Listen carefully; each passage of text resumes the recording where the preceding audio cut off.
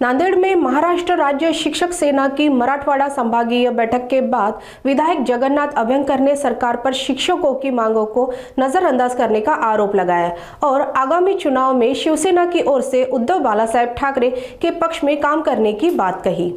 मराठवाड्यातील सर्व जिल्ह्याचे शिक्षक सेनेचे जे पदाधिकारी आहेत त्या सर्व पदाधिकाऱ्यांची बैठक या ठिकाणी आम्ही आयोजित केली। दोन प्रकारचे हेतू याच्या मागे आहेत। पहिलं असं की आमची 10 फेब्रुवारी 2025 रोजी एक अधिवेशन मोठ्या प्रमाणात आम्ही आयोजित केलेलं आहे। त्या अधिवेशनाची पूर्वतयारी म्हणून ही बैठक आहे। मराठवाड्यामध्ये ज्या पद्धतीने शिक्षक सेना महत्त्वाचं कार्य करते आहे, शिक्षकांचे प्रश्न सोडवण्याकरता ज्या धडाडीने हे सगळे लोक काम करत आहेत त्यांच्याकडनं अधिकची अपेक्षा आहे।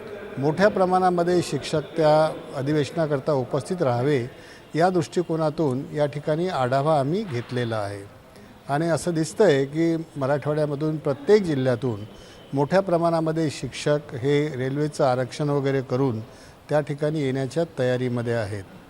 दुसरा भाग असा होता की अनेक प्रश्न आहेत की जे जिल्हा स्तरावर शिक्षणाधिकारी आहेत, उपसंचालकाकडे आहेत, संचालकाकडे अनेक शिक्षकांचे प्रश्न हे प्रलंबित असतात। ते तातडीने सोडवता यावेत, त्या संबंधित अधिकाऱ्यांशी बोलावं आणि त्यांचे प्रश्न सोडावेत हा सुद्धा एक उद्देशाच्या मागे आहे। हे दोन्ही उद्देश आजच्या या बैठकीमध्ये सफल होताना मला दिसत आहेत। याच्याबद्दलची प्रसन्नता मी व्यक्त करतो।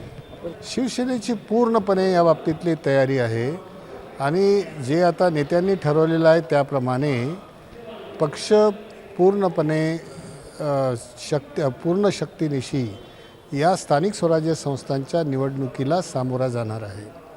आमची पूर्ण तयारी आहे। मोठ्या प्रमाणामध्ये बैठकांचं सत्र हे मातोश्रीवर सुरू आहे।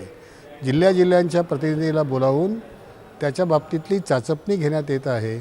इव्हन काही ठिकाणी तर आमच्याकडून जे निवडणुकीकरता सक्षम अशा प्रकारचे उमेदवार असू शकतात त्याचीसुद्धा चाचपणी मोठ्या प्रमाणात घेण्यात आलेली आहे। पूर्वतयारीच्या दृष्टिकोनातून मला वाटते की शिवसेना उद्धव बाळासाहेब ठाकरे हा पक्ष पूर्ण तयारी आहे आणि या निवडणुकीकरता सिद्ध आहे असं मला खात्रीपूर्वक वाटतं आहे।